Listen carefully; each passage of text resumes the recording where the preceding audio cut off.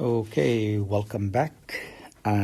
Today we are going to introduce a new concept called Laplace Transform.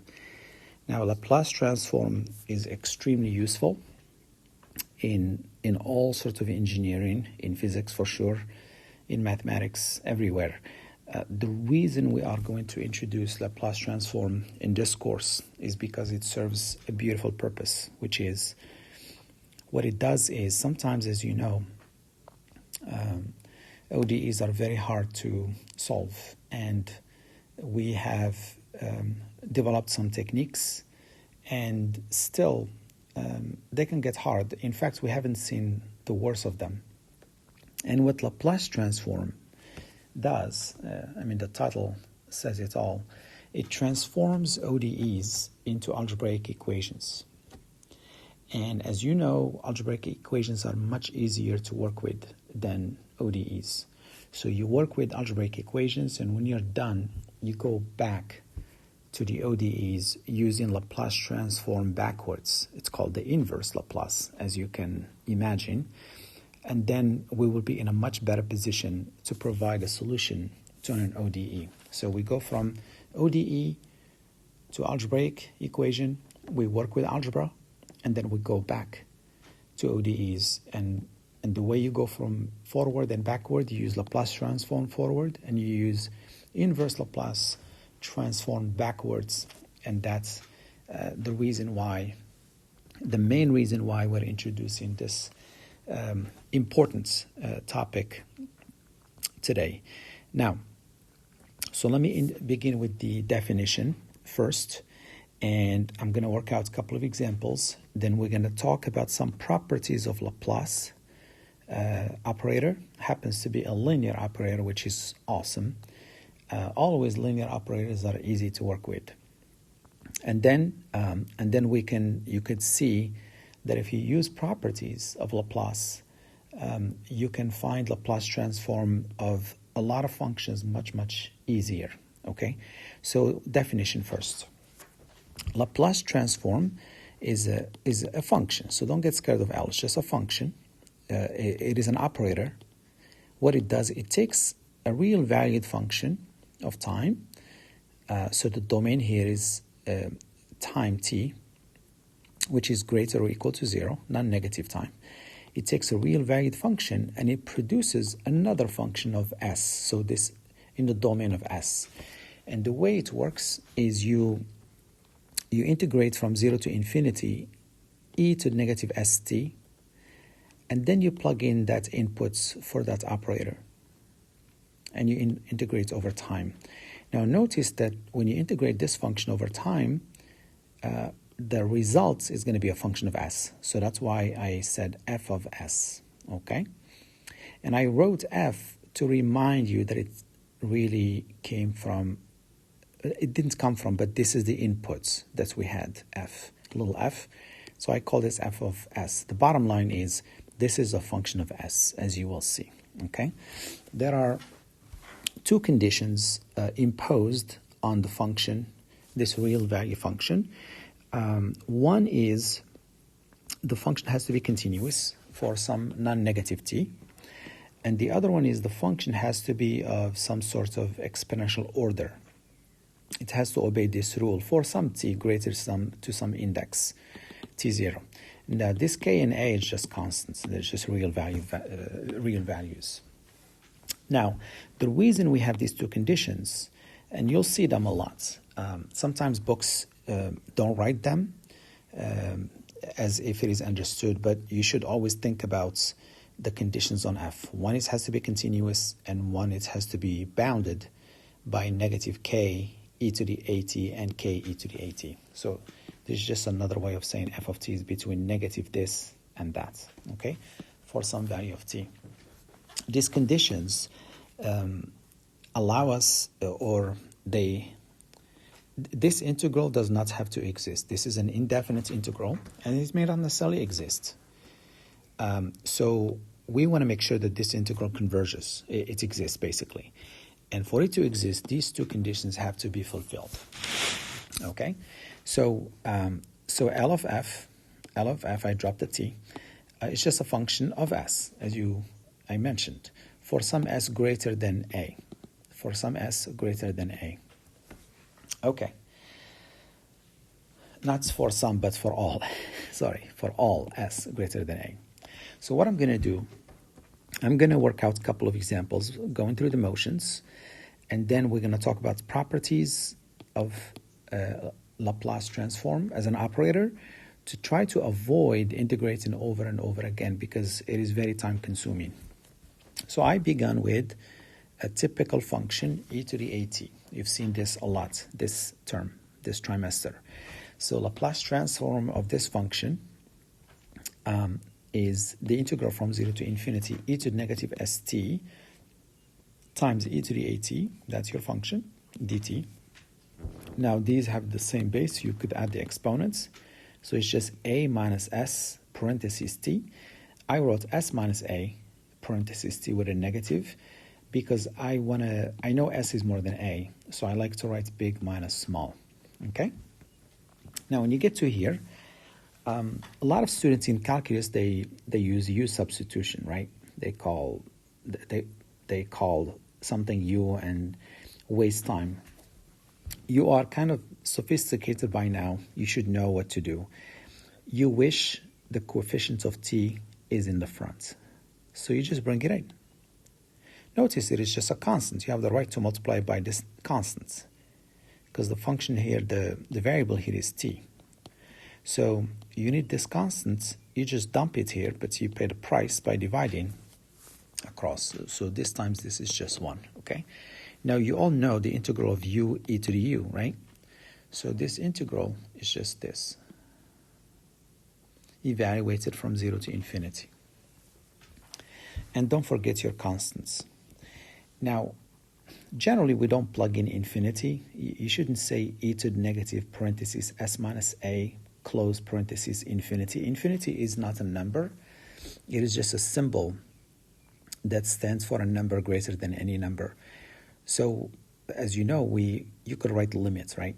You could change this into a k and write limits as k goes to infinity. Okay, and you evaluate. Now, s minus a is more than 0. So this is negative. And so that's it's almost like saying e to negative infinity, right? And that goes to 0 minus, so 0 minus, plug in 0 here, you get e to the 0, which is 1. Negative and negative cancel, you get 1 over s minus a. So that's the very first Laplace transform we've learned. Laplace transform of e to the at is 1 over s minus a. If a is 2, you get 1 over s minus 2, okay? Now, a cannot be s, so s has to be greater than a, but cannot be equal, otherwise you'll have a problem. Notice that my function, my output, is a function of s, as we said earlier, okay? A is just a constant, so this is a function of s. You will always get a function of s, okay? All right, so this is what we have just proven. Laplace transform of e to the at is 1 over s minus a. For some, I should say for all, s more than a, or for s more than a. Let's look at Laplace transform of a function, a constant function called 1. It's not hard. I'm going to do this actually in 3 ways for you today. 3 ways. So the longest way, I would assume, is this way. Okay? Plug in 1 for f of t, right? And you need negative s, bring it in and divide. Evaluate, same thing. Negative 1 over s, 0 minus 1. So you get 1 over s. So Laplace transform of 1 is 1 over s. That is a fact, okay? That is a fact for positive s. Because I'm going to show you shortcuts. Think about a is 0, right? E to the 0 is 1. So if a is 0 here, it gets 1 over s minus 0. So that is expected, okay? So Laplace transform of 1 is 1 over s. So that's method number 1. Now if you let a be 0, as I mentioned here, we already know the answer. So if a is 0, it gets e to the 0, which is 1. So Laplace transform of 1 is 1 over s minus 0, which is 1 over s again. So we've shown this in 2 ways for now.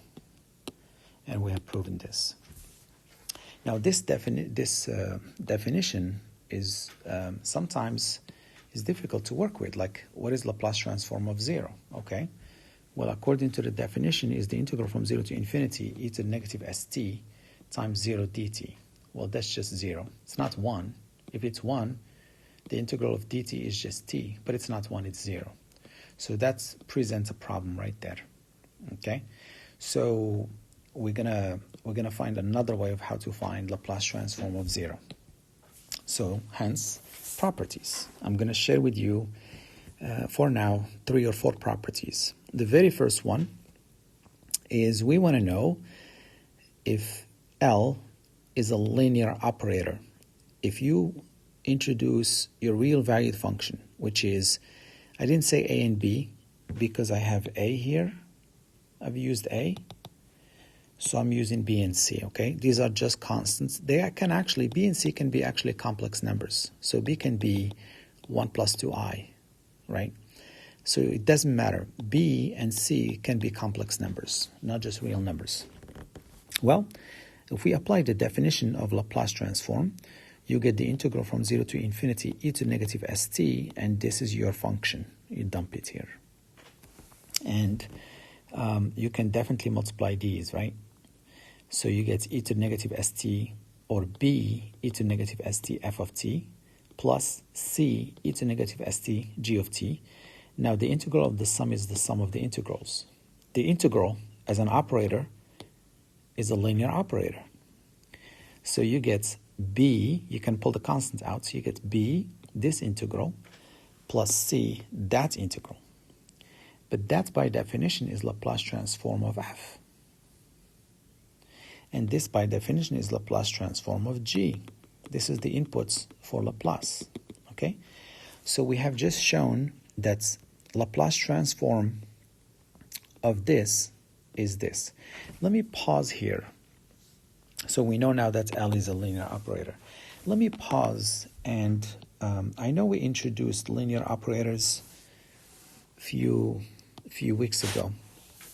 And we said a linear operator L, I lost the recording, so we said the linear operators obey this rule. L of x plus y is L of x plus L of y. And L of ax is a L of x. And we combine these into saying L of ax plus by is a L of x plus b L of y. So if an operator L obeys this rule,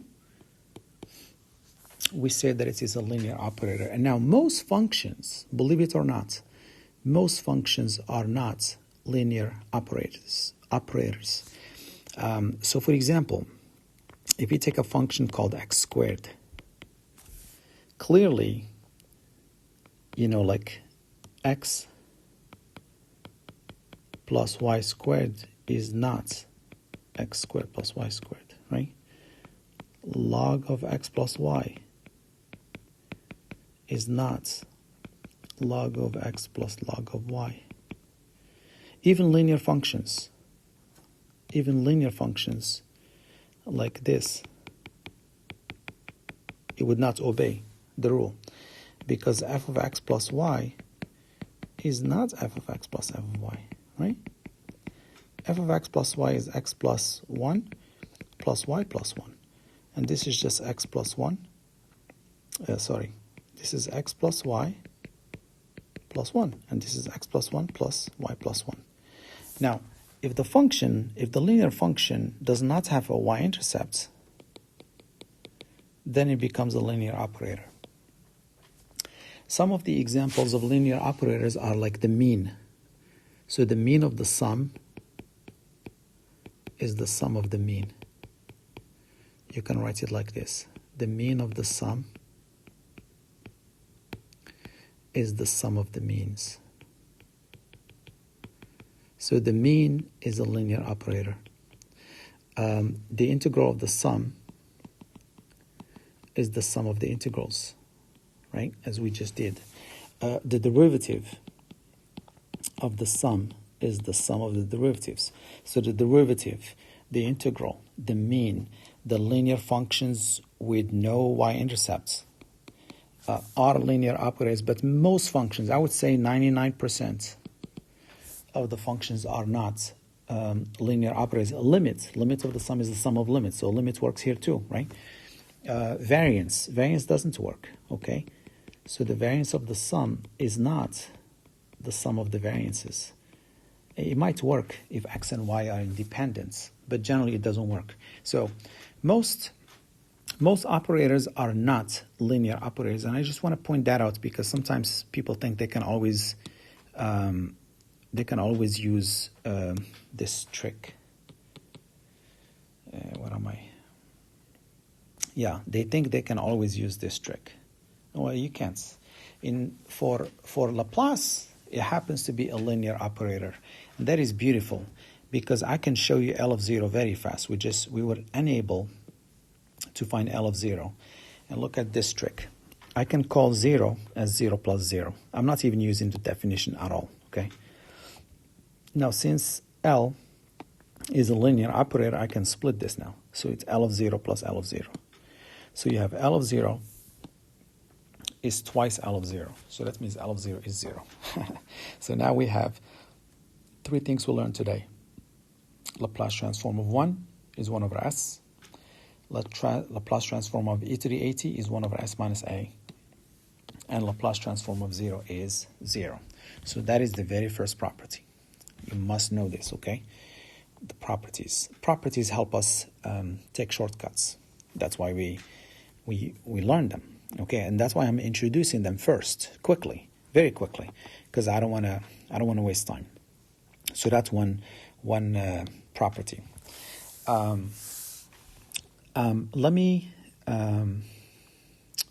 Let's do another example.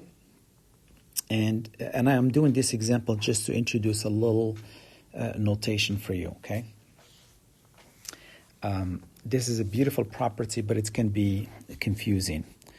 What is Laplace transform of e to the at times f? This is my function, okay? Don't let this bother you for now, okay?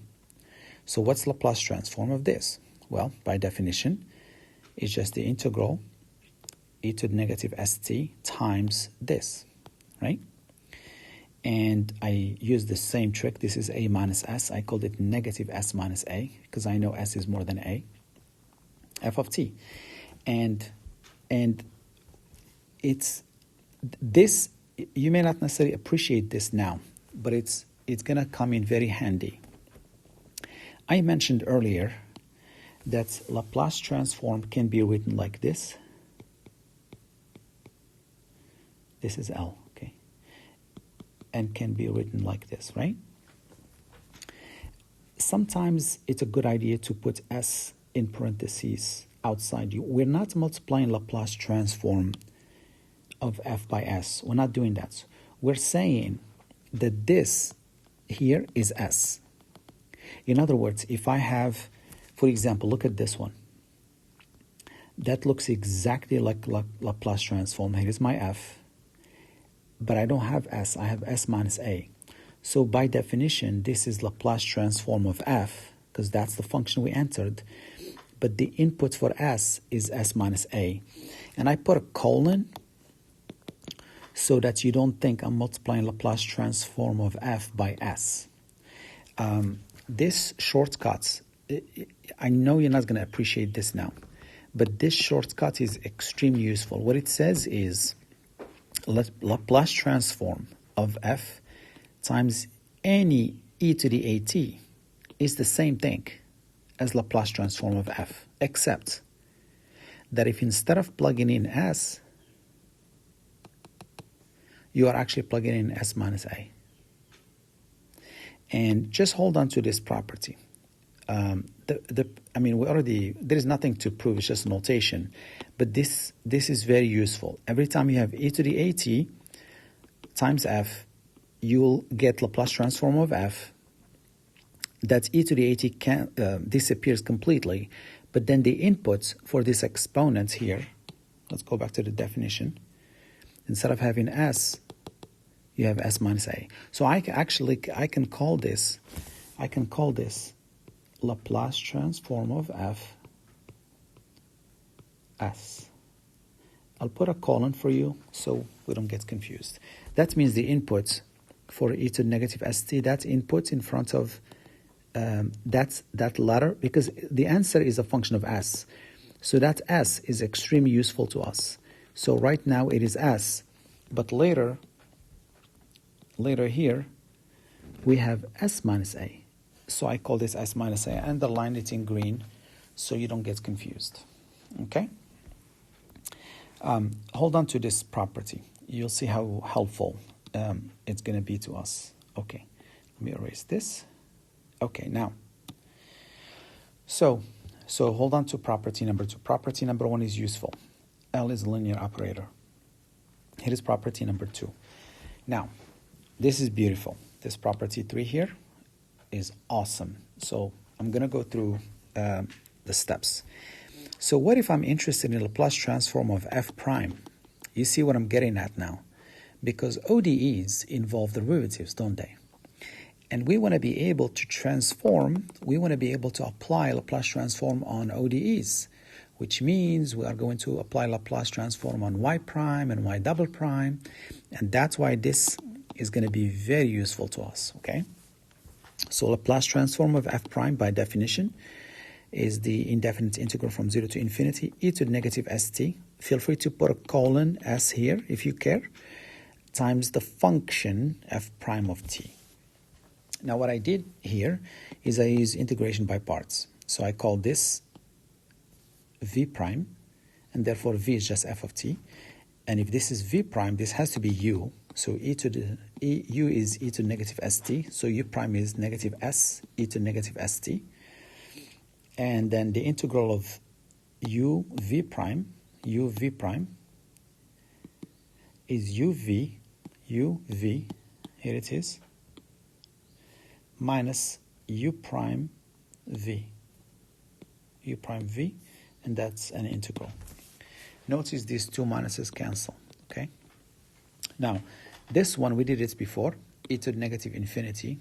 Please don't say that, it's limits, right? Limit as k goes to infinity of e to the negative sk or something. Anyway, so that gives you 0 minus, plug in 0 here, you get e to the 0, which is 1 times f of 0. So it's just f of 0. So 0 minus f of 0. Minus gives me a plus. And that is Laplace transform of this. This is a function of t, so s can come out, okay? So I pulled s out. And that is the definition of Laplace transform of f after we took s out, okay? So look at this. This is beautiful. It says Laplace transform of f prime is negative f of 0 plus s times Laplace transform of f. It is relating f prime to f. That is useful, okay? So that is your third property. This is going to be very handy, okay? And the way you remember this, you just practice. You're going to do problems. You're going to use it over and over and over again, and you'll get used to it. In fact, there is an extension to this, which maybe I'll do next time. Laplace transform of f double prime, Laplace transform of f triple prime, like 3 derivatives and derivatives. We can do that anytime we want, and I'll do that next time. So now, what I want to do is number 4, which is, I don't know what this negative sitting here for. Let me erase it. It shouldn't be there. Oops. See how hard it is to make videos? You erase one thing and everything cancels. All right. So I'm gonna do one more property, and it looks really ugly, but it's going to be helpful and it's not hard to do. Laplace transform of f times some power, t to the n. And we want to prove that it is negative 1 to the n. That just means plus or minus, plus minus, right? Derivative, the nth derivative with respect to s, Laplace transform of f. This is like you know how we do, we know how we do like d dx? That's first derivative of some function, right? D squared dx squared, that's second derivative. I'm talking about the nth derivative with respect to s though, okay? With respect to s. You know this is going to be helpful, right? You're talking about the nth derivative. So the nth derivative of, with respect to s, of Laplace transform of f times this constant is just Laplace transform of f times a power of t to the nth power. So t squared, you'll take second derivative with respect to s, and you get Laplace transform of f immediately. So the way we're going to prove it, I'm going to begin with this piece here. Okay, don't let this bother you. I'm just going to move it to this side. Just focus on this. So the nth derivative with respect to s of a Laplace transform of f, which is this, by definition is the nth derivative with respect to s times the definition of Laplace transform. Now you can, the derivative of the integral is the integral of derivatives. So I'm going to bring in the derivative inside here. Now, we're not integrating, okay? We're looking at the derivative with respect to s, the nth derivative with respect to s of this function. Now, I am differentiating with respect to s. So think of f of t as a constant and t is a constant. So if you take the first derivative, you get negative t here, e to negative s of t times f of t. But if you do it n times, you're going to get negative t, negative t, negative t over and over and over again. You get negative t to the n, e to negative st, f of t dt. I want you to pause about this. Make sure you agree. We are differentiating with respect to s. So think of this as 5. Okay. S is your variable. T is just like a constant. So that f of t just sticks there. Like if you differentiate 5x squared, you could just differentiate x squared and then hit it with 5.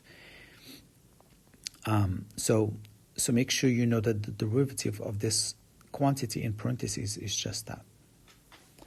Now we are integrating with respect to t. Okay? This, I'm going to split negative t to the n as negative 1 to the n times t to the n. And I pulled negative 1 to the n outside. So that leaves me with t to the n, here it is, f of t, e to negative st dt. Now, by definition, this is Laplace transform of t to the n f of t. Isn't that true? This is just this, okay? Erase something. So I just proved that the right-hand side without this piece, is just this. So I move the minus 1 to the n to here, okay? And hence my property. You'll see how useful these two are. Actually, all of them, definitely. In fact, we already did this here. I couldn't have found L of 0 without this, right? This one looks weird, very useful. And these, extremely useful, especially this one, when you differentiate n times, which I haven't done, okay? So I hope you are convinced of this fourth property. Just keep looking at it. You may want to write them down and look at them or have them with you every time you do a problem. So I'm going to go back. I did L of 1. My goodness, what am I? Here it is. I did Laplace transform of 1 using the definition. We got 1 over s. I took advantage of this and I let a be 0 and I got it again, and I'm going to show it to you the third way. It's good to see things in many ways. You'll understand it better. So what I'm going to do is I'm going to use this rule. okay? I'm copying it here. You see how useful this is going to be? So if I want to know what is Laplace transform of 1, I can let f of t be 1. If I let f of t be 1, I have the right to let f of t be 1, then clearly its derivative is 0. So according to that third property, L of f prime is negative f of 0 plus s L of f here, third property. I plug in. Well, f prime is 0. F prime of t is 0, right? So that's L of 0. And negative f of 0 plus s L of 1. I'm looking for Laplace transform of 1, so I just replace f of t by 1. I'm trying to find f of 1. Now, we have already established that L of 0 is 0, didn't we? L of 0 is 0. We proved it on page 3. Now, f of 0 has to be 1 because f of t is 1 for all t. So f of 5 is 1, f of 20 is 1, f of pi is 1, f of 0 is 1. So f of 0 is 1. So negative 1 plus s L of 1 because f is 1. So just solve for L of 1. Laplace transform of 1 is just 1 over s. So we did this how many times now? 3 times. Oops. 3 times. I only did this. You don't need to be convinced of it because you already proved it. I did it just to practice this method, this property number 3. So the very first one I did today, the very first one, this one, the very first example, we found that Laplace transform of e to the at is 1 over s minus a. So we're going to do it again. Okay? Sorry, I keep moving the pages. So we're going to revisit this.